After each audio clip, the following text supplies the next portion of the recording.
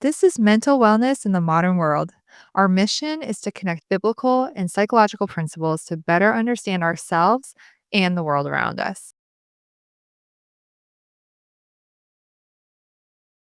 In a time when chaos is loud and pressure feels constant, peace isn't a luxury, it's a necessity.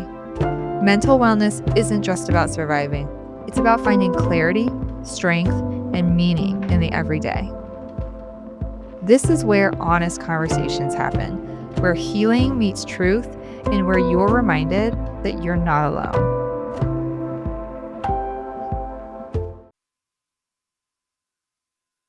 Hi, I'm Eleni Lobene with Benison Kingdom Network, and this is Mental Wellness in the Modern World.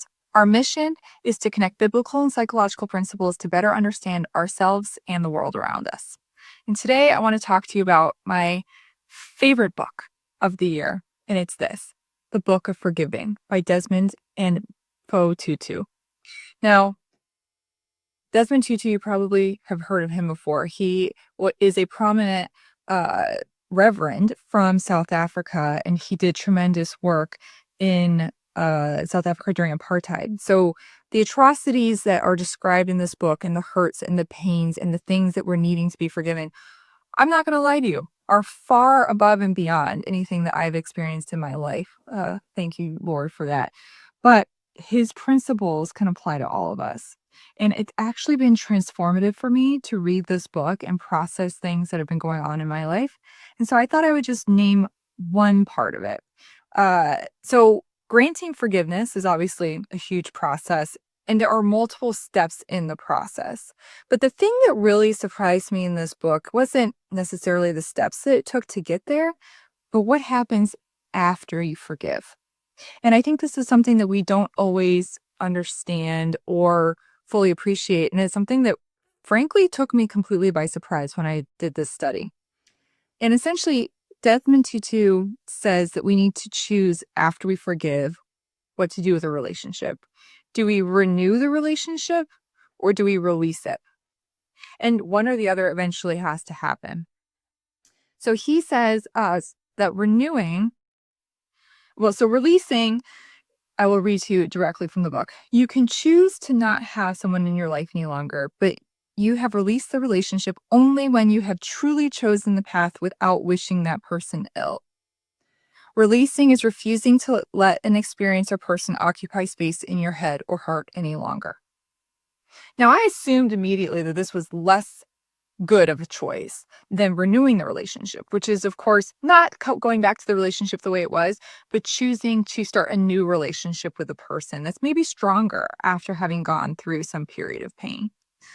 However, there's a caveat, and this caveat is really important and actually has really changed my mindset when it comes to forgiveness.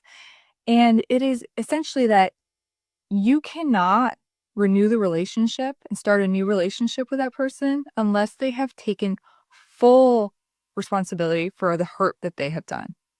Not sort of taking responsibility, not still making excuses, but taking full and unequivocal responsibility. Because without that, the new relationship will be founded on a lie.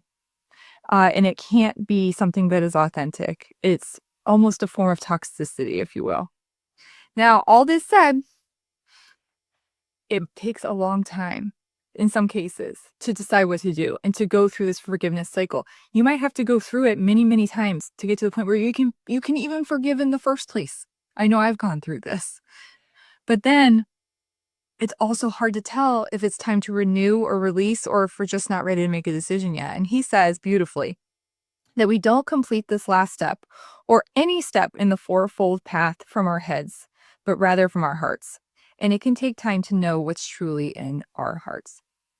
And I will also say that this is obviously mostly a religious book, but the concept of forgiveness is also something that is addressed in cognitive behavioral therapy and in psychological treatment, because forgiveness is something that releases the person who is doing the forgiving, right? And letting go of anger is something that therapists work on incessantly with their clients.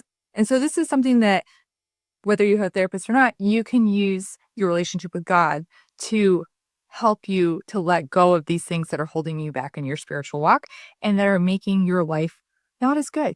Because if you can get to the point where you can forgive and then eventually figure out what to do with that relationship from a place of forgiveness, it can completely change your life. I'm Eleni Lobene, and this is Benison Kingdom Network.